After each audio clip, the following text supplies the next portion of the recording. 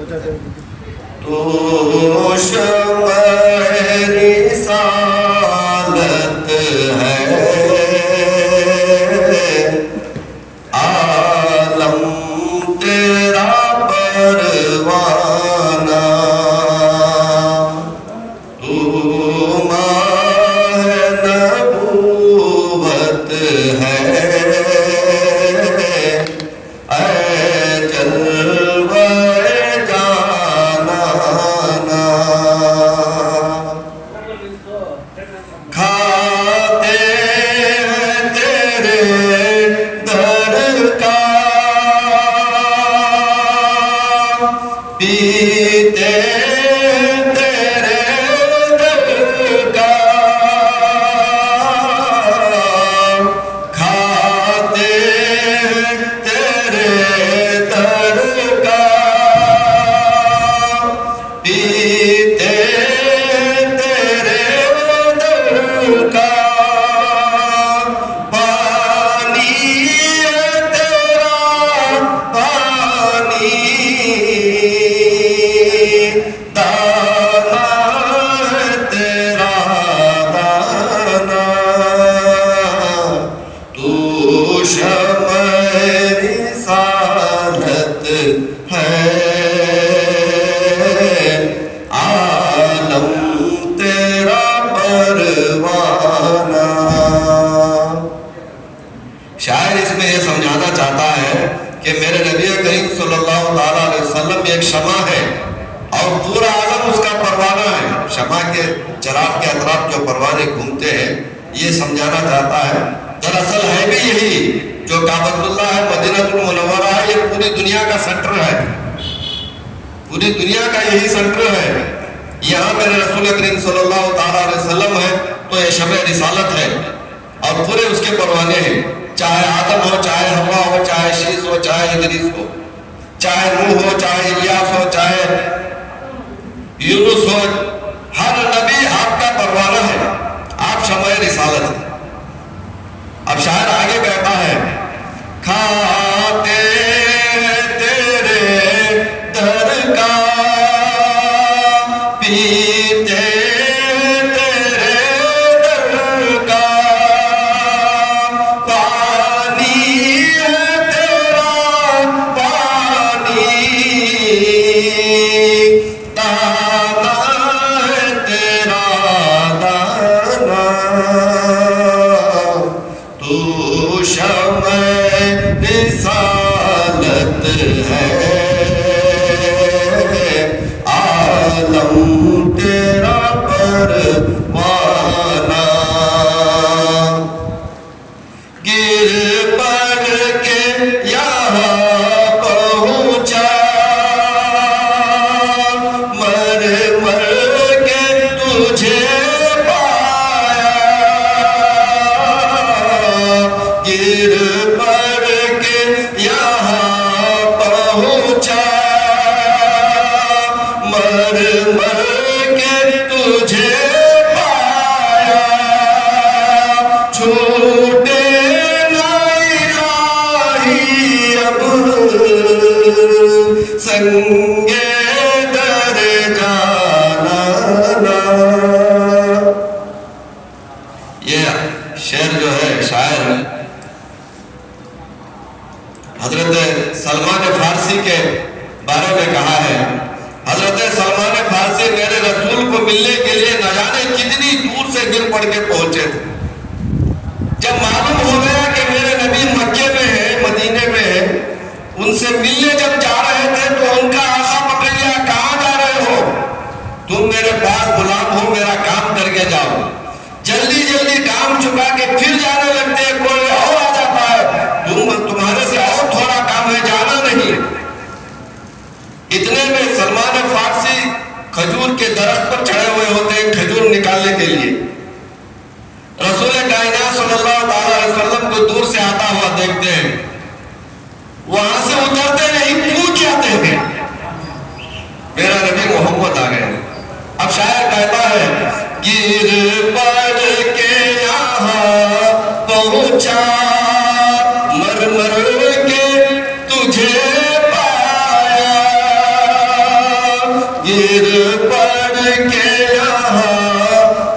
سوچا مر مر کے تجھے پایا چھوٹے نہ الہی اب سنگے در جانا اب مل گیا چھوٹے نہیں. عاشق ایسے ہوتے تھے. میرے نبی کا ہر کوئی عاشق ہے. پچھلی مرتبہ کون سے نبی کے بارے میں بیان ہوا تھا؟ پچھلی مرتبہ حضرت ادریس علیہ السلام. بے شک سبحان اللہ.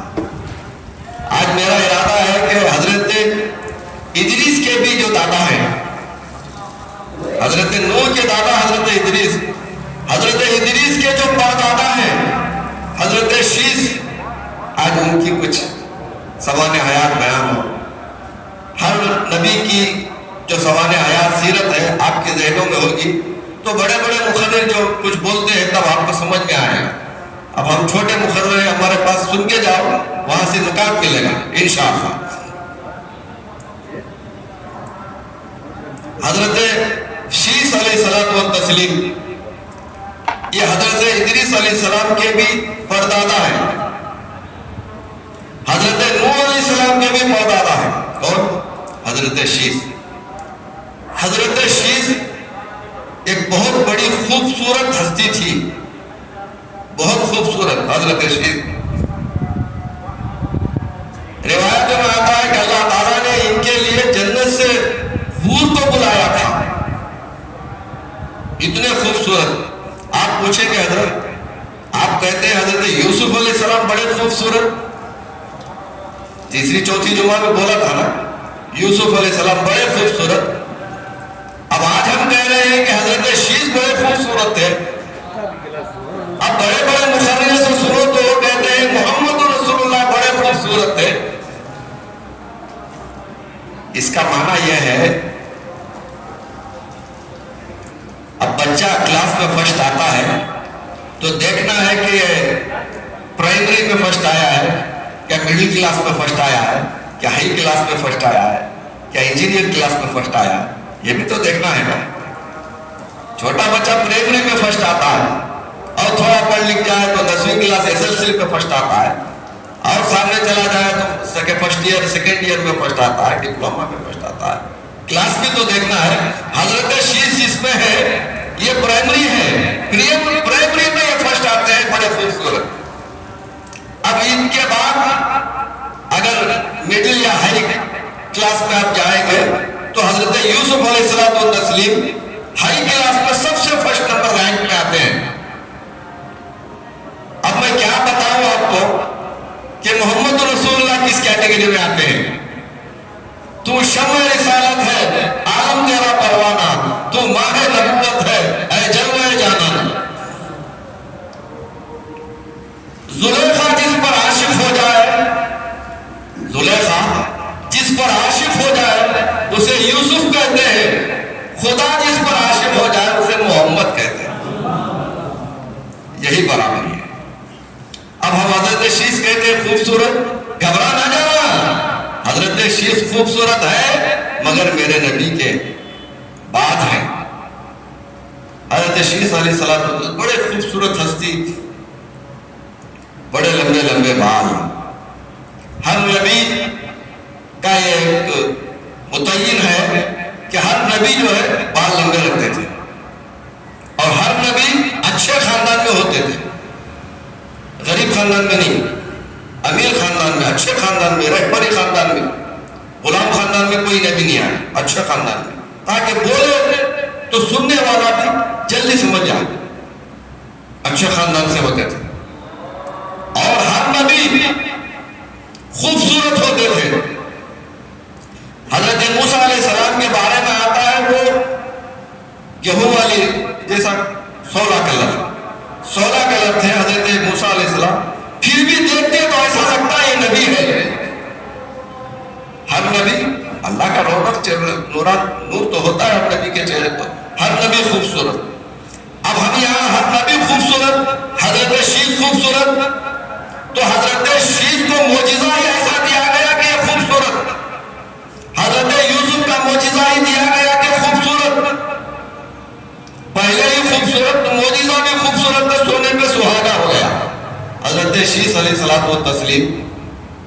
خوبصورت ہستی تھے. حضرت آدم کے فوراً بعد ان کا نمبر آتا ہے. انہوں نے تبلیغ کی، یہ وحدہ لا شریک تھی، جو مان گئے. اس کے بعد جب یہ تبلیغ ہونے کے بعد جب ان کا وقت آخری آیا، ان کا انتقال ہو گیا، تو ان کو دیکھنے کے لیے بہت دور دور سے لوگ آتے تھے کہ حضرت شیش کو ہم دیکھیں، حضرت شیش کو دیکھیں. اور ان کو بہت زیادہ چاہتے تھے، ان کی قوم بہت زیادہ چاہتی تھی. ان کی قوم اتنا زیادہ چاہتی تھی کہ جیسا آج کا ہمارا ماحول ہے کہ ہم اپنے پیر کو بہت زیادہ چاہتے ہیں، دید سے دید ملاتے ہیں، تصور میں اپنے پیر کو رکھتے ہیں، اتنا زیادہ چاہتے ہیں. جب کسی سے زیادہ محبت ہو جاتی ہے تو اس کی تصویر ہمارے آنکھوں میں، ہمارے ذہن میں، ہماری سمجھ میں بس جاتی ہے. اس کا نام تصور ہوتا ہے. حضرت شیش کو بھی ان کے ماننے والے بہت زیادہ چاہتے تھے. اب جب یہ چلے گئے تو شیطان آیا. آ کر اس نے کیا پہلا داؤ کیا کیا کہ ان کی قوم ان کو بہت زیادہ چاہتی ہے اور یہ بڑے خوبصورت ہے.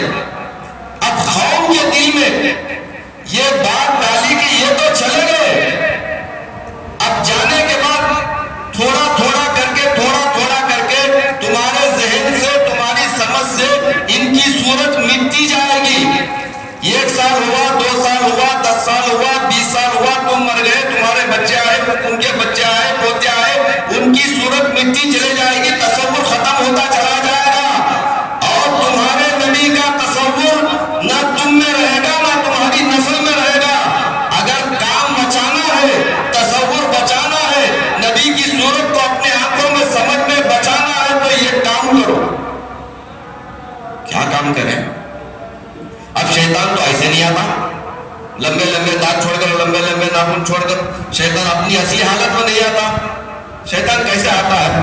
بزرگ کی شکل میں آتا ہے. جب بھی آیا بزرگ کی شکل میں آیا. شیطان جب بھی آیا بزرگ کی شکل میں آیا، یہ یاد رکھو. آپ جتنے بھی واقعات سنیں گے علماء اکرام سے، شیطان آیا تو کیسا آیا؟ بزرگ کی شکل میں آیا. یہی شکل میں آتا ہے. کیوں ہم لوگ بزرگ کو دیکھ کر پھسل جاتے ہیں نا. بزرگ کی شکل میں آیا، السلام علیکم، وعلیکم السلام. بولا ایسا تم اتنی محبت کرتے ہو تمہارے پیر، تمہارے نبی سے، آتے تمہارے تصور سے تمہارے نبی کی صورت نکل جائے گی. کیا کریں؟ یہ کام کرو. تمہارا نبی جیسا پیارا تھا نا، جیسا خوبصورت تھا، ایسی ایک مورتی بناؤ. یہیں سے شروع ہوئی مورتی. ایسی خوبصورت مورتی بناؤ. اب اس وقت پر پتھر کے کھودنے والے تھے، اچھی خوبصورت مورتی بناؤ تاکہ تصور رہے. سوچا بات تو اچھی ہے، تصور رکھے. صبح اٹھو تمہارے نبی کی صورت دیکھو، صبح اٹھو نبی کی صورت دیکھو، شام سوتے نبی کی صورت دیکھو. تمہارے تصور میں تمہارا نبی موجود رہے گا. آپ ارے بڑی اچھی بات ہے. اب کھودنے والے نے ان کی صورت کھودی، تصویر بنائی حضرت شیش کی، رکھا. اب دیکھتے تھے جاتے تھے، تصور رکھا تھا نا. اچھا کب تک رہا تصور؟ 5 سال رہا، 10 سال رہا، 15 سال رہا، 20 سال رہا. اب جتنے لوگ اس وقت کے تھے وہ صرف دیکھتے تھے، تصور رکھ لیتے تھے. جب یہ سب لوگ مرے، اب ان کے بچے پیدا ہوئے، اب ان کے بچے بڑے ہوئے، تو ان کے بچوں کو آ کر کہا کہ یہ جو تمہارے باپ دادا کے نبی ہیں بڑے خوبصورت ہیں، بڑے اچھے. یہ چاہتے تھے کہ روزانہ تم انہیں دیکھو اور روزانہ اس کی تعظیم کرو، چاہتے تھے کہ تعظیم کرو اور اس کے پاس کچھ محبتی یعنی سمجھو کچھ خوشبو رکھو. یہ چاہتے تھے وہ. اچھا وہ کرنے لگے جو چاہتے تھے. یہ بولتا تھا وہ کرنے لگے. بچوں کو کیا معلوم تھا کہ باپ کو کیا بولا تھا؟ اب بچوں کو کیا بول رہا ہے باپ کو معلوم نہیں، باپ تو مر گئے. اب چلتے یہ پیڑھی چلی گئی. اب نواسے پوترے جو آئے ان کو کہا یہ تمہارے دادا کا،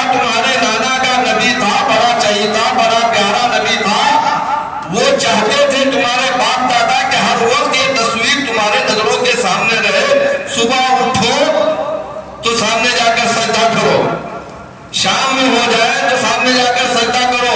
تھوڑا تھوڑا تھوڑا تھوڑا کر کے کہاں تک لایا؟ سجدے تک لے کر آ گیا. بت پرستی یہاں سے شروع ہو گئی.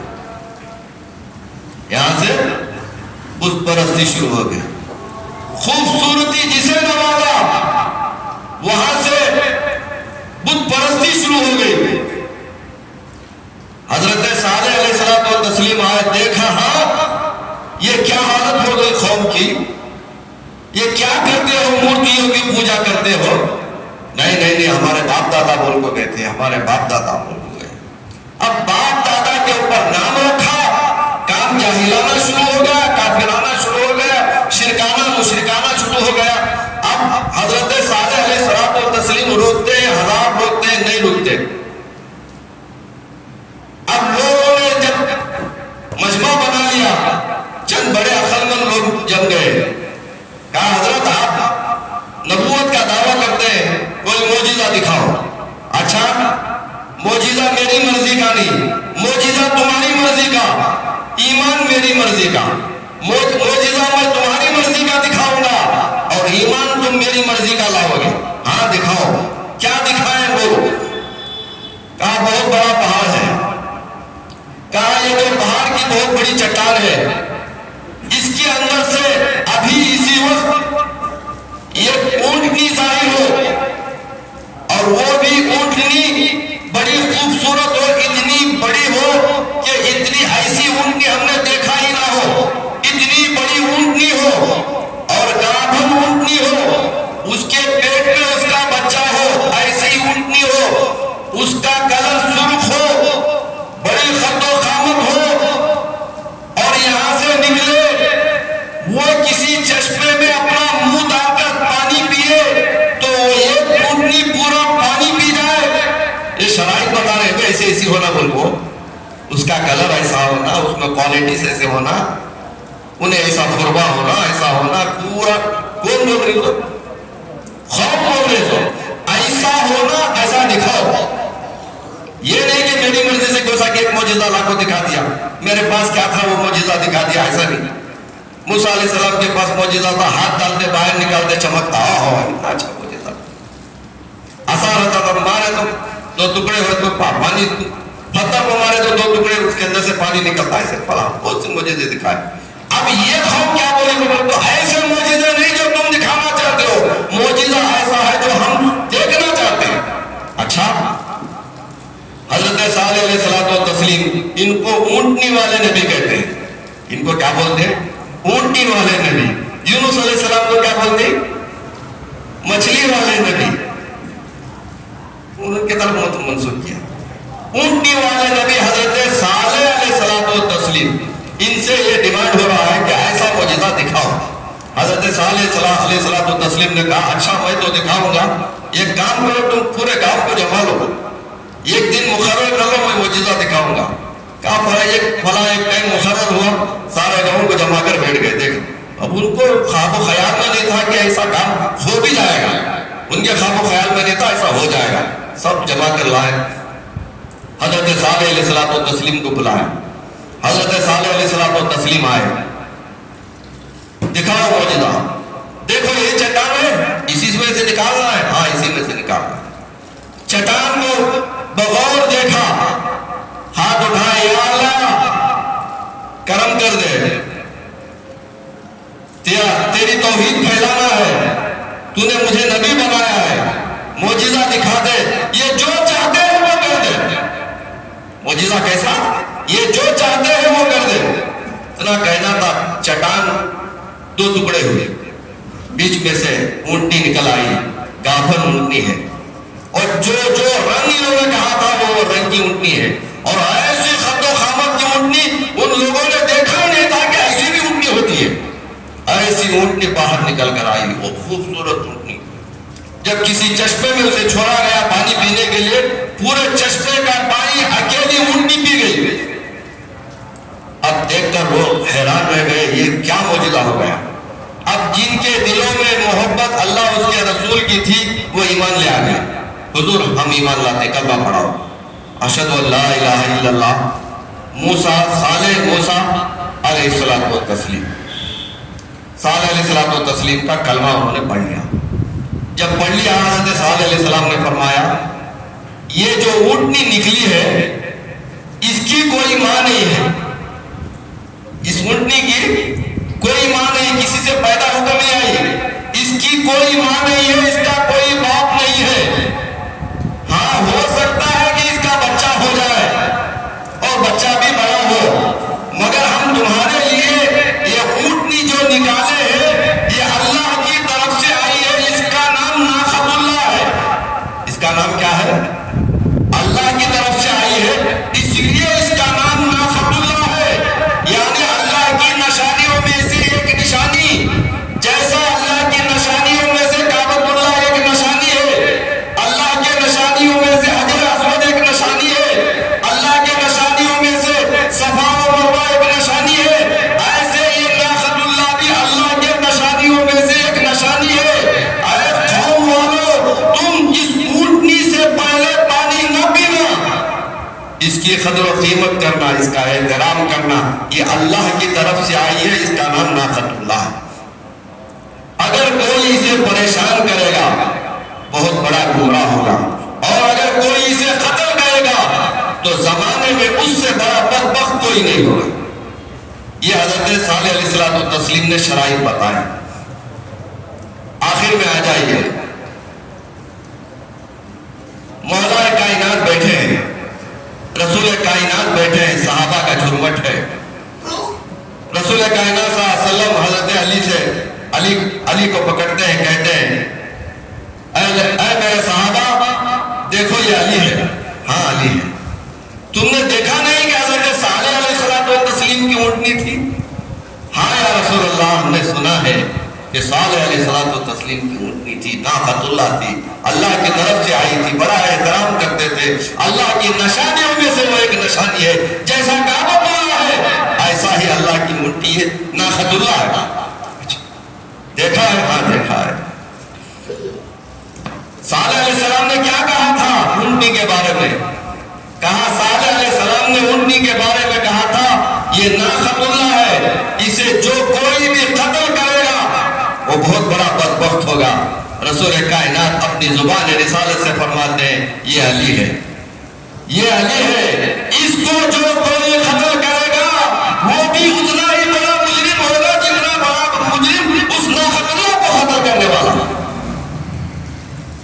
جو مولا کائنات کو قتل کرے گا وہ حضرت صالح علیہ الصلوۃ والتسلیم کی اونٹنی کو جو قتل کیا وہ جتنا بڑا گمراہ اور جتنا بڑا بدبخت تھا اتنا ہی بڑا بدبخت مولا کائنات کو قتل کرنے والا.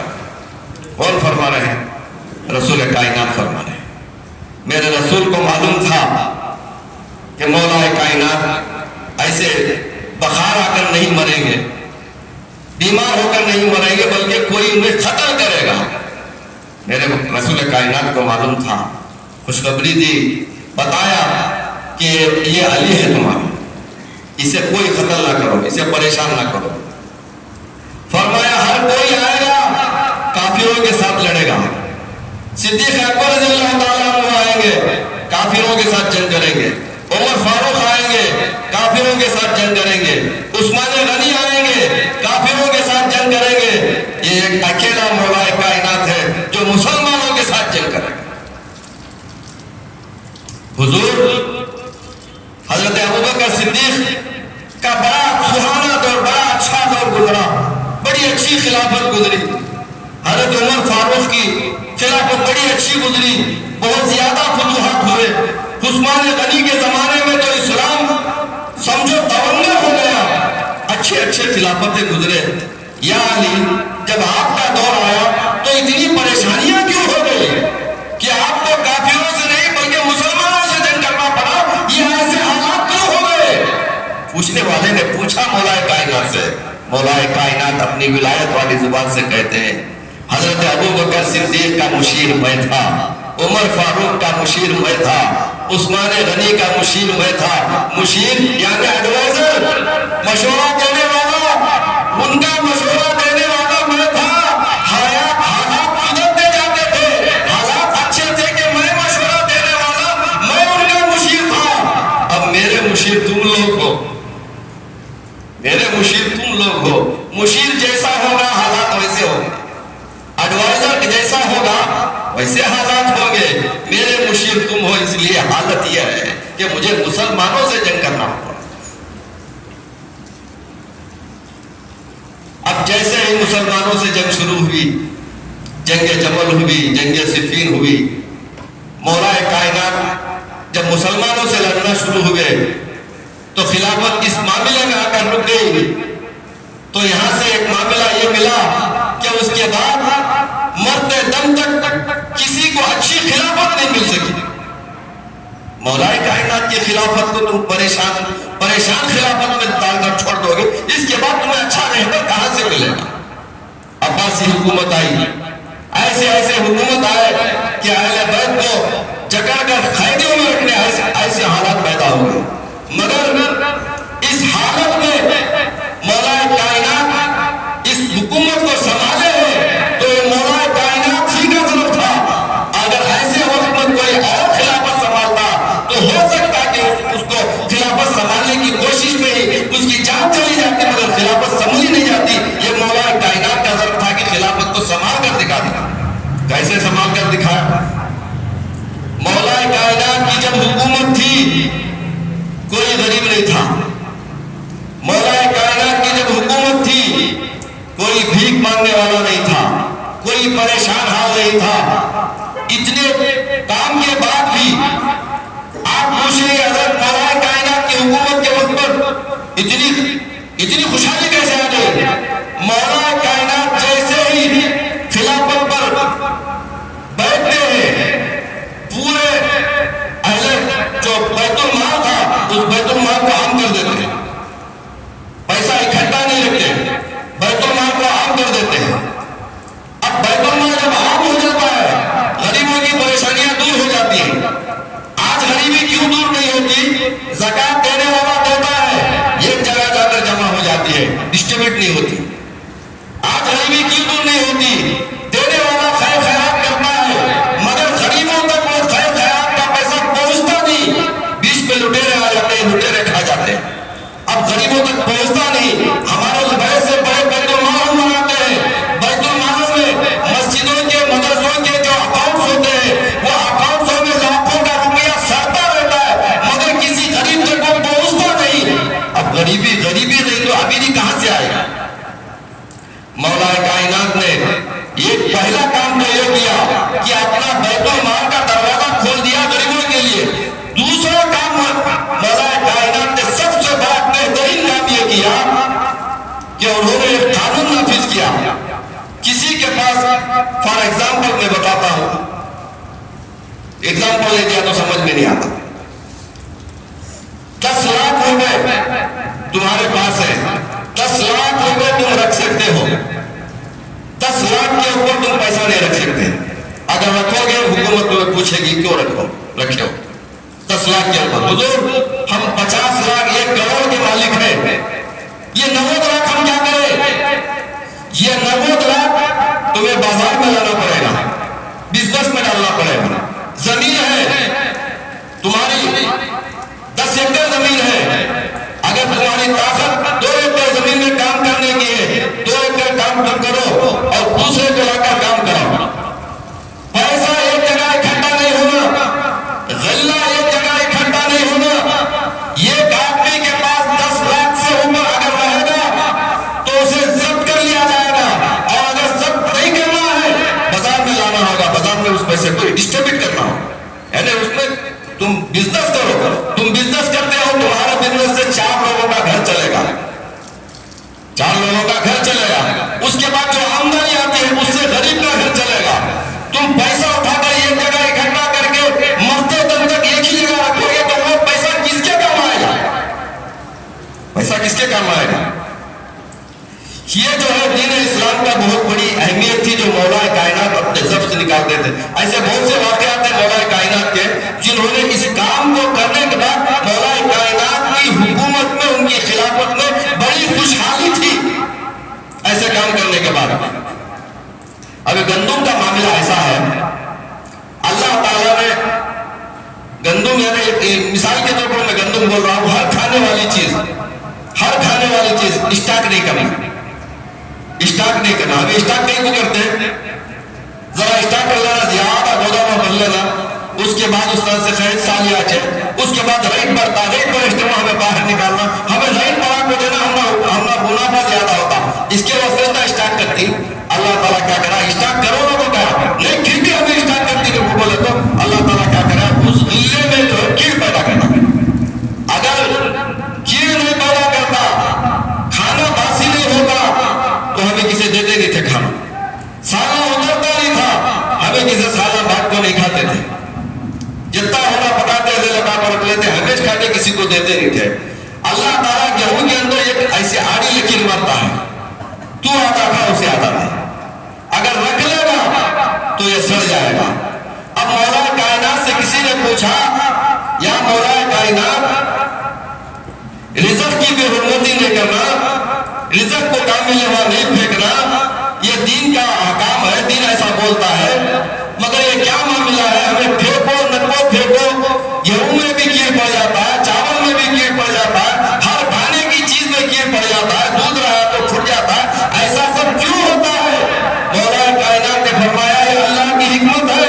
اگر ان غلوں میں اللہ تعالیٰ کیڑ نہ پیدا کرتا تو یہ امیر لوگ تمہیں سننے کے عوض بھی روٹی نہیں دیتے تھے، جمع کر اسٹاک کر رکھ لیتے، تمہیں ایک سننے کے قیمت میں بھی ایک کلو گیہوں تم کا نہیں دیتے تھے. یہ امیر لوگ ایسا کرتے، امیر لوگوں کے ذہن میں شیطان ایسا وسوسہ ڈالتا. اس لیے اللہ تعالیٰ کی حکمت یہ ہوئی کہ یہ کھانے پینے کی چیزیں ہیں، تھوڑی دیر تک ہی رہیں گی، زیادہ دیر تک نہیں رہیں گی. یہ حکمت خدا بندی. مولا کائنات اپنے حکومت میں ایسے کئی اپنے ذہن سے چیزیں نکال کر اپنی پوری حکومت کو بحال رکھے. مولا کائنات جب تھے تبھی مولا کائنات کو بتا دیا گیا تھا کہ یا مولا کائنات آپ کو قتل کیا جائے گا اور مسلمانوں کی پریشانی سے قتل کیا جائے گا. مولا کائنات سے سوال ہوتا ہے، کیا سوال ہوتا ہے؟ یا مولا کائنات فرض کر لو ہم نے ایک شخص کو پکڑ لیا، فرض کر لو ہم نے اس شخص کو کمرے میں بند کر دیا، فرض کر لو کمرے میں بند کرنے کے بعد اس کے ہاتھ پیر باندھ دیے، ہاتھ پیر باندھا پڑا ہے، کمرے میں ہے، کمرے کا دروازہ بند ہے، کمرے کی کھڑکیاں بند ہے، کمرے کا ہر سوراخ ہم نے بند کر دیا. اور مولا کائنات بتائیے اگر اس شخص کے قسمت میں رزق ہے تو رزق اسے اللہ تعالیٰ کہاں سے پہنچائے گا؟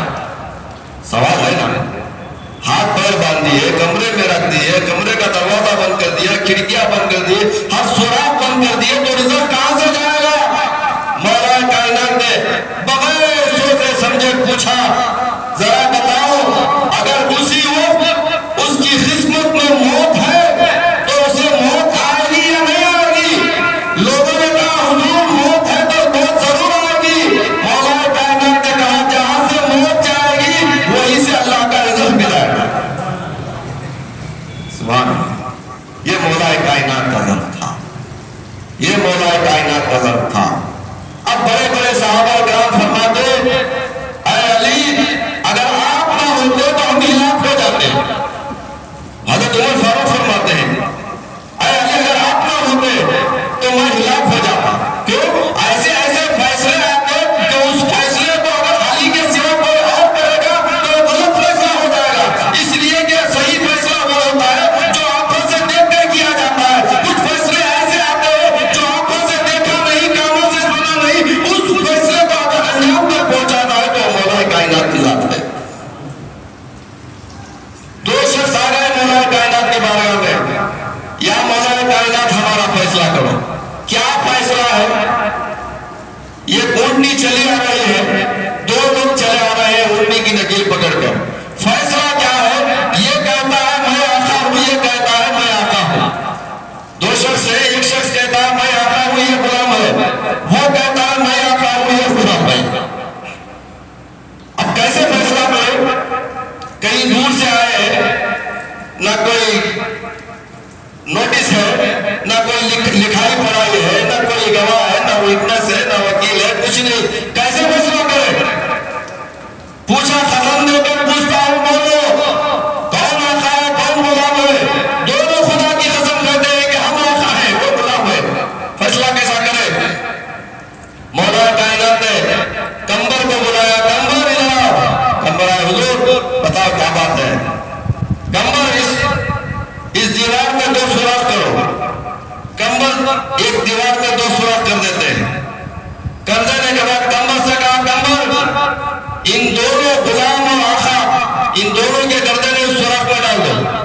सुराख में गर्दन डाले, सिर बाहर आके निकल गया, ऐसे खड़ा है। दो सुराख में दोनों के सिर है। अब मौला कायनात किसी बातचीत में लग जाते हैं। थोड़ी देर बातचीत हो रही है, थोड़ी देर के बाद ये सोच रहे हैं कि हमारा फैसला करने के बजाय कोई बातचीत कर रहे हैं। बातचीत करते करते करते करते मौला कायनात ने कहा, कम्बर हुजूर यहाँ हाजिर हो। कम्बर गुलाम की गर्दन काटो। जैसे ही कम्बर ने तलवार उठाई, जो असल गुलाम था अपने गर्दन को बाहर खींच लिया।